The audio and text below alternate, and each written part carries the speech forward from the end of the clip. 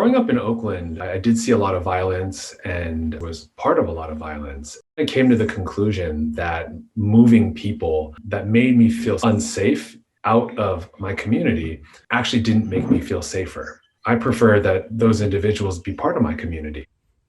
My name is Roger Viet Chung. I'm from Oakland, California, and I am a faculty member in the Department of Ethnic Studies at Laney College. And I also lead our program, Restoring Our Communities, which is a program for formerly incarcerated folks here at the college as well. I was always a smart kid. My grandmother told me that books are my best friends. That didn't sink in until I went to prison. Then I was doing a bunch of reading. I never graduated from high school, so getting a college degree was very important for me.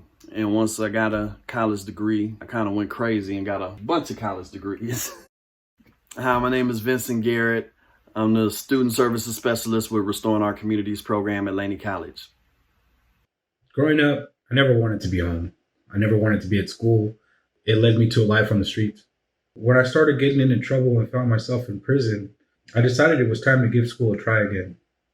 Hi, I'm Juan Salinas. I'm a recent graduate of Laney College's culinary program, and I will be applying to UC Berkeley for the social work program in the fall.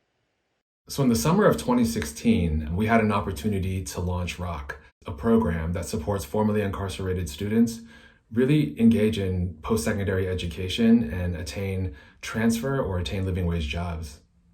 The only thing I knew about this model was that I had to get formerly incarcerated college grads to come lead this effort. Without that modeling, I don't think that ROC ever gets launched.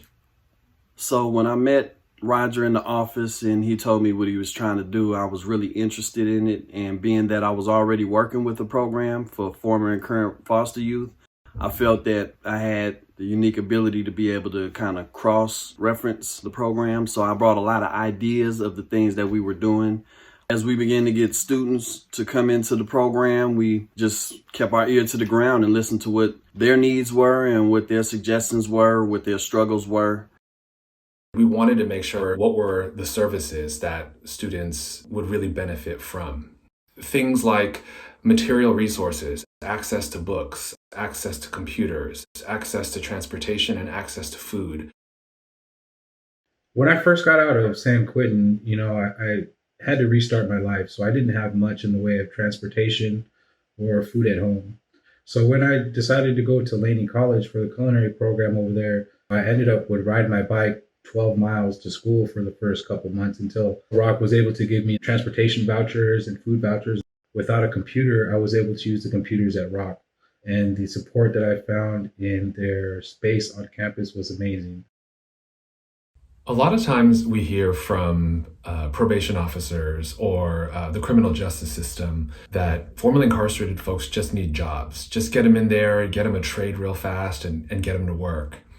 But we also want to kind of broaden their horizon in making sure that we're creating pathways that one class is stacking to another class, one program is stacking to another program.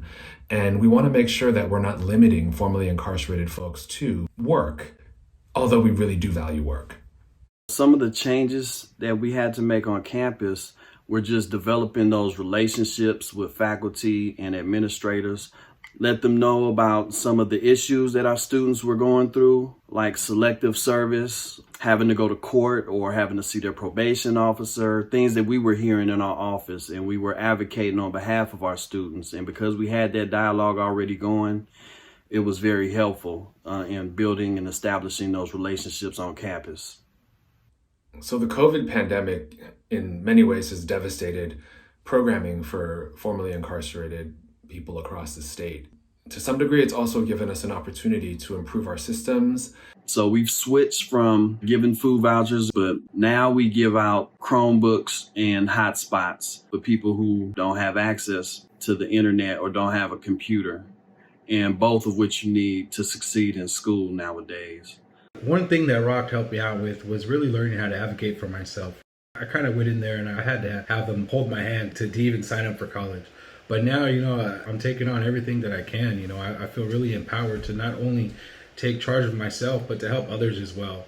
After 3 or 4 years, we were able to kind of see degrees happening. We were able to see transfers happening. More than 400 students have come through our doors. More than 50 students have gotten degrees or certificates. Just alone at UC Berkeley, ROC has 15 alumni. And so there's a lot of things that we're really, really proud of. And we're hoping that this model is something that is replicable and hopefully replicable at colleges across California.